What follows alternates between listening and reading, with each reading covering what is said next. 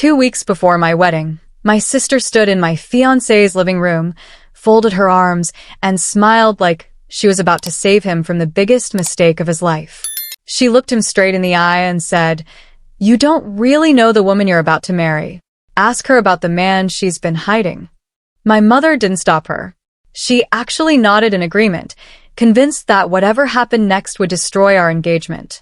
My fiancé slowly turned toward me, waiting for an explanation. I said nothing, not because I was guilty, but because I already knew exactly which photograph he was about to pull from his wallet. He looked at my sister, placed the picture on the table between us, and quietly asked, "You mean this man?" The color drained from her face so quickly that even my mother forgot what she was about to say. That's when everything they believed began falling apart. Before we dive in, take 1 second to like and subscribe. And don't forget to tell me where you're watching from by commenting your country below. Now, let's dive into today's story. My name is Grace Morgan, and I'm 27 years old. 2 weeks before my wedding, I thought the hardest part would be choosing flowers, confirming the guest list, and making sure nothing went wrong before I married the man I loved. I had no idea my own family was about to become the biggest threat to my happiness. Ethan and I had spent nearly 3 years building a relationship based on honesty, patience, and trust. He never raised his voice during disagreements, never played games, and always made me feel safe enough to be completely myself. That's why I knew, deep down, our relationship was stronger than rumors. Unfortunately, my older sister, Vanessa, had never celebrated anything good that happened to me. Growing up, every achievement of mine somehow became a competition she needed to win. And my mother rarely questioned her. If Vanessa said the sky was green, my mother would probably ask why I couldn't see it too. That afternoon, we gathered at Ethan's house to finalize a few wedding details. Instead, Vanessa folded her arms, looked directly at Ethan, and smiled. "I hope you know who you're marrying," she said calmly, "because your fiancé has been secretly meeting another man." The room fell silent. I didn't interrupt. I didn't deny it. Across the table, Ethan quietly slipped his hand into his wallet, his expression calm and impossible to read. Looking back now, I realize Vanessa didn't become that way overnight. Our relationship had been shaped by years of small moments that all pointed in the same direction. She was 3 years older than me, and in my mother's eyes, she could do almost no wrong. If something broke in the house, I was blamed before anyone asked what happened. If Vanessa forgot an appointment or made a mistake, somehow I was accused of distracting her. After enough years, I stopped trying to defend myself because experience had taught me the truth didn't always matter. Arguing only made me look disrespectful. So, I learned to stay calm. That habit followed me into adulthood, and strangely enough, it was one of the first things Ethan admired about me. We met through mutual friends at a neighborhood volunteer event. While everyone else tried to impress each other, Ethan noticed the quieter things. He once told me that real character wasn't revealed by how people behaved when life was easy. It showed in how they treated others when nobody expected anything in return. For the first time in my life, I felt completely seen. Vanessa noticed it too. She expected Ethan to be charmed by her confidence the way many people had been before. Instead, he fell in love with me. From that moment on, she stopped treating our wedding like a celebration. She started treating it like something she needed to prevent. As everyone stared at me that afternoon, I already knew exactly which story Vanessa had invented. This secret man wasn't a mystery to me. His name was Mr. Robert Ellis, an elderly family friend who had known my father since they were teenagers. Before my dad passed away, he asked me for one simple promise. If Robert ever needed help and refused to ask anyone else, would I quietly check on him from time to time? I promised I would. Robert had no close relatives nearby, and he hated feeling like a burden. So, every couple of weeks, I'd drive him to medical appointments, help organize paperwork, or pick up groceries when his arthritis made simple errands difficult. I never posted about it online because kindness doesn't become more meaningful when strangers applaud it. Vanessa saw things differently. One afternoon, she spotted me leaving a small cafe with Robert after we had discussed insurance forms. Instead of asking questions, She secretly took several photographs from across the street. Later, she showed those pictures to our mother, insisting I'd been hiding another relationship from Ethan for months.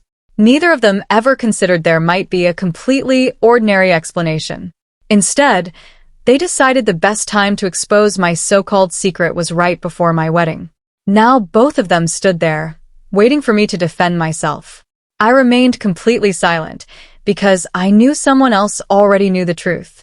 The silence inside Ethan's living room felt almost unbearable. Vanessa stood with her arms folded, clearly enjoying every second of it.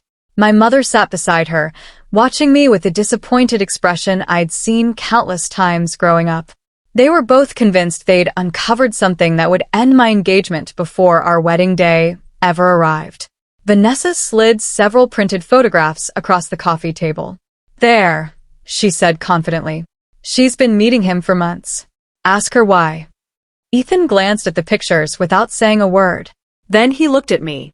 I didn't nod. I didn't shake my head. I simply met his eyes, knowing he already understood everything they didn't. Instead of questioning me, Ethan reached into his wallet and carefully pulled out a slightly worn photograph. He placed it beside Vanessa's pictures. Then he looked directly at her. "You mean this man?" he asked calmly. Vanessa frowned as she picked it up.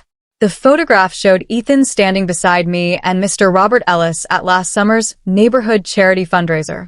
All three of us were smiling while holding donation boxes outside the community center. Ethan leaned back in his chair. "Grace told me about Robert during our first year together," he said. "She never hid anything from me. In fact, I've driven him to medical appointments myself when Grace had to work late." The confidence drained from Vanessa's face. She looked at my mother, hoping for support, but this time my mother wasn't looking at me. She was staring at the photograph. For the first time that afternoon, doubt replaced certainty. And I realized the truth had finally entered the room before I ever needed to defend myself. Nobody reached for the photographs again. Ethan let the silence settle before speaking, not with anger, but with the calm confidence of someone who had nothing to hide. "Robert wasn't just a family friend," he said. "He and Grace's father grew up together. Before he passed away, he asked Grace to check on him whenever he needed help. She honored that promise because that's the kind of person she is." He looked toward my mother. She never wanted recognition. She simply believed a promise should stay a promise. I finally found my voice. "Robert lost his wife years ago," I explained quietly. "Some weeks, he only needed someone to drive him to an appointment. Other times, he needed help filling out forms or carrying groceries. That's all it ever was." I paused before adding, "He was even at our engagement party. You both met him." My mother's expression changed as she searched her memory. She remembered. Vanessa opened her mouth as if she wanted to argue, but no words came. The story she had built so confidently collapsed beneath a truth that had been sitting in plain sight all along. I looked at my sister without anger. "I stayed quiet," I said softly, "because people determined to believe a lie rarely change their minds during an argument.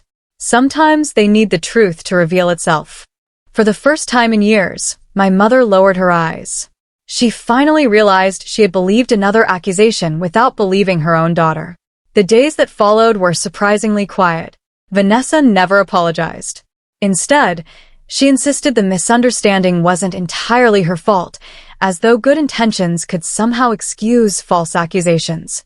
My mother called several times, hoping we could all move on, but for the first time in my life, I realized moving on didn't mean pretending nothing had happened. It meant protecting my peace. Ethan never pressured me to forgive anyone before I was ready. He simply held my hand and reminded me that healthy relationships are built on trust, not constant explanations. 2 weeks later, we stood together beneath a garden arch surrounded by friends and family who genuinely wanted to celebrate our marriage. Robert sat proudly in the second row, smiling as though my father had somehow found a way to be there through him. As I walked down the aisle, I wasn't thinking about rumors or betrayal anymore. I was thinking about the life Ethan and I were beginning. That day taught me something I'll never forget. Peace doesn't come from proving someone wrong. It comes from refusing to let their choices steal your happiness any longer. 6 months after our wedding, life finally felt peaceful.